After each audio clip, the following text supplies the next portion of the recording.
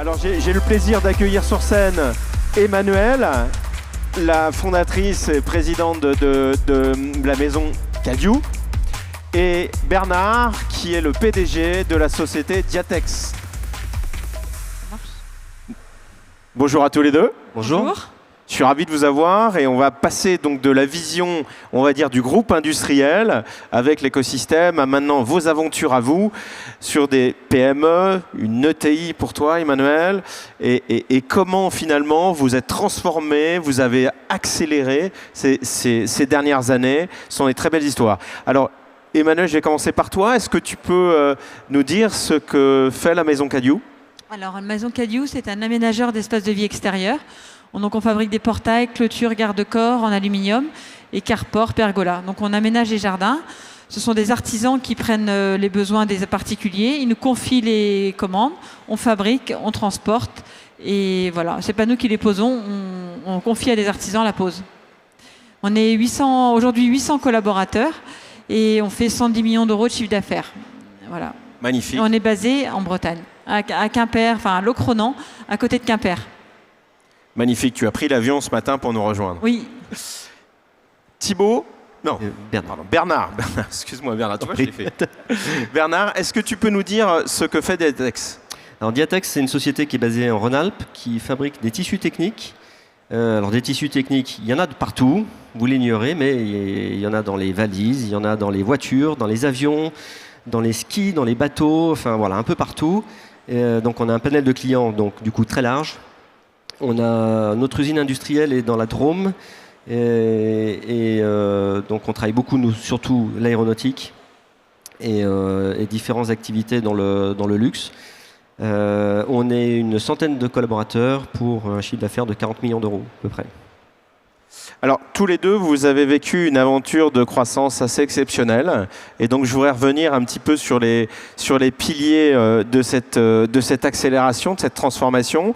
Alors, peut-être en commençant par toi, Emmanuel, puisque tu as repris l'entreprise familiale, tu as appris la gestion d'une grosse PME industrielle et tu as appris notamment beaucoup sur le lean management et comment améliorer ta performance opérationnelle. Ouais, j'ai pris les rênes d'une PME d'à peu près 150 salariés et en fait on a fait une grosse croissance de notre chiffre d'affaires et qui a été très difficile à vivre. Donc c'est vrai que j'ai eu la chance de rencontrer de tous les outils du lean manufacturing. On a vu tout à l'heure le patron de Toyota qui était là et qui m'inspire énormément. Et voilà, donc j'ai découvert ça. Sinon, je pense que je ne serais même pas ici, même pas une PME. Je pense que je serais au tribunal de commerce, je crois. C'était plutôt une contrainte. Il fallait que je fasse quelque chose. Donc je me suis dit, j'ai rien à perdre. Si j'essaye pas, je serai plus là. Donc j'ai pris toute la boîte à outils du lean manufacturing, lean engineering, lean office, tout.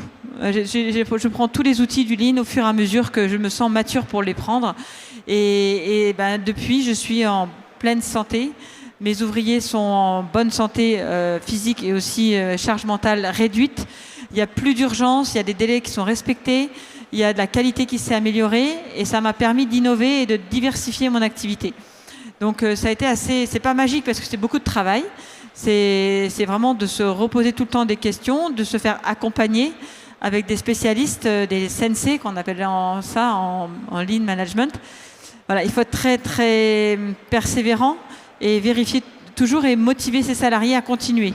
Donc mais comme ils voient qu'eux-mêmes, leur quotidien s'améliore et qu'on ne licencie pas, au contraire que cette énergie qu'on récupère, on innove avec, et ils croient en nous et ils acceptent le changement.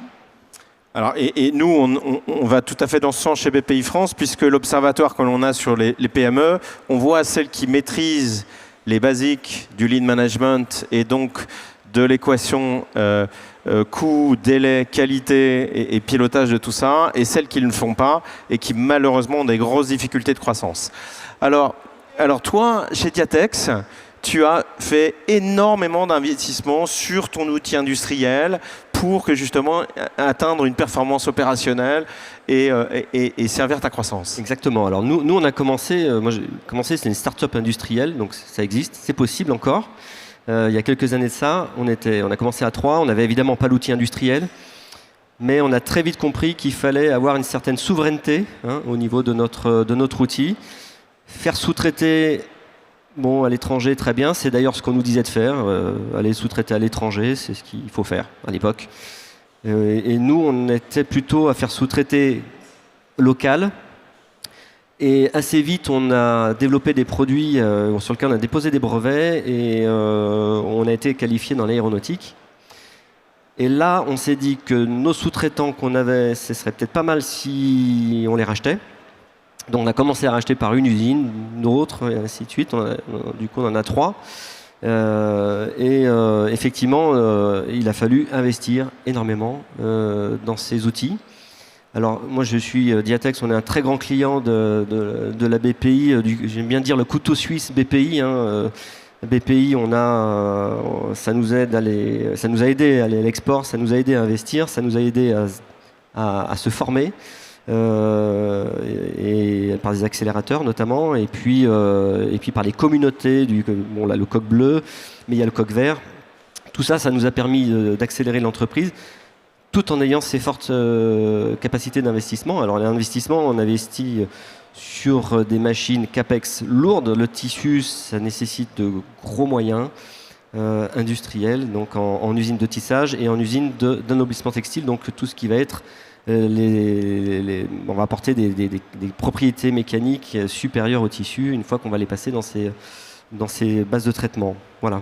Alors, c'est intéressant parce que là, on touche le deuxième levier qui va être l'innovation, c'est-à-dire qu'il y a l'excellence industrielle, il y a l'investissement dans l'outil, et après, il y a l'innovation que tu cites. Donc derrière, comment tu as développé cette culture d'innovation chez Diatex ? En fait, c'est l'ADN de l'entreprise. Nous, on est vraiment sur les produits d'innovation. On aime à dire qu'on fait des produits de valeur. Enfin, aujourd'hui, faire de la commodité dans le tissu, c'est un peu compliqué. On ne va pas faire des costards ni des chemises.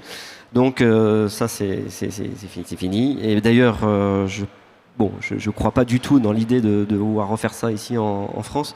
Donc on s'est plutôt focalisé sur les produits de valeur, donc avec des cahiers des charges compliqués. Et donc, prendre un exemple, pour Airbus, on leur a fait des produits pour la préparation de collage structurel des ailes d'avion ou du caisson central.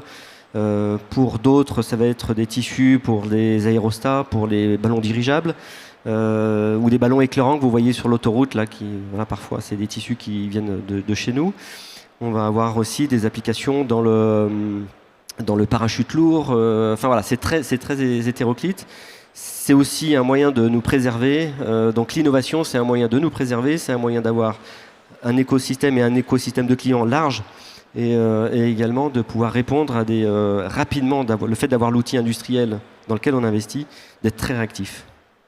Emmanuel, merci Bernard. Et Emmanuel, chez toi aussi, cette dimension d'innovation, parce que tu es sur des produits, on va dire, beaucoup de produits aussi grand public, sur les portails, les clôtures, etc. Est-ce que la dimension innovation qui peut prendre plein de formes, qui soit dans le design, qui soit dans les matières, est-ce qu'elle est importante chez Maison Caillou ? Oui, on n'a pas besoin, on est beaucoup moins innovant. En fait, la matière première, elle n'est pas très innovante. C'est de l'aluminium qu'on transforme en extrusion et qu'on thermolaque. Moi, je n'ai pas l'impression que ce soit innovant, sûrement que ça l'est un peu quand même. Mais c'est surtout dans la diversité. On n'est pas sur un seul marché.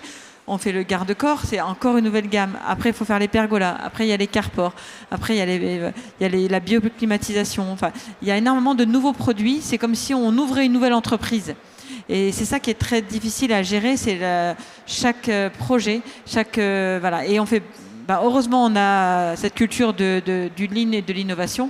Et on appelle ça de l'innovation, c'est pas de l'innovation de rupture, l'amélioration continue. De l'amélioration continue, pour permettre d'améliorer les produits. Aujourd'hui, je suis en plein développement de la nouvelle pergola.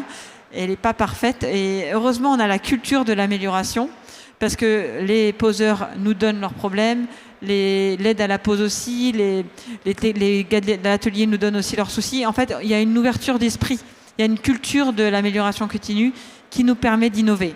Et tu inclus les parties prenantes, donc tes clients, tes fournisseurs, etc. Voilà. Et après, il y a bien sûr la planète, la nouvelle partie prenante, le vivant.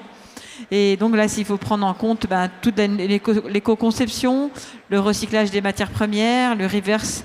Voilà, il y a toute une nouvelle partie de l'économie qui va se créer.